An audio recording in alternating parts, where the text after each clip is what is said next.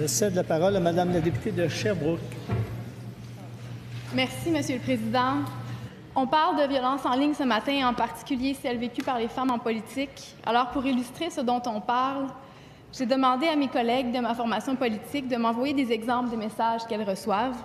J'en ai choisi quelques-uns que je vais vous lire pour que les parlementaires puissent comprendre de quoi on parle.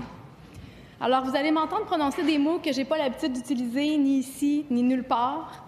Et plusieurs de ces mots ne sont pas parlementaires. Et je m'excuse d'avance pour les propos vraiment difficiles à entendre que je vais lire. Sachez que c'est aussi très difficile pour moi de prononcer ces mots-là.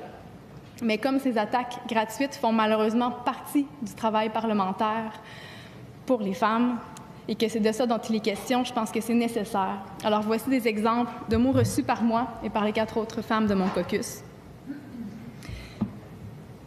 Pauvre dingue, maudite folle, quelle conne. Tu es une maudite sans génie. Tu es une bonne à rien, tu ne comprends rien. Va chier la brebis. Si j'étais ton fils ou ta fille, j'aurais honte de ma mère. Tu devrais décrisser car tu n'es qu'une pollution à voir. Retourne vivre dans le village d'où tu viens, inutilité vivante. Tu es une calice de prostituée, hostie de plot sale, criminelle et corrompue. Minable prostituée du crime organisé, va te faire enculer, crise de salope. Hey la nunuche, allez vous rhabiller ou suicidez-vous. Tu devrais disparaître, tu es une honte envers le peuple québécois. Tu auras ta leçon après les fêtes et ce sera un dossier de réglé. C'est difficile à entendre et je m'en excuse encore. Il n'y a personne qui devrait entendre ce genre de commentaires, mais c'est la réalité à laquelle on fait face ici, au Québec, en ce moment.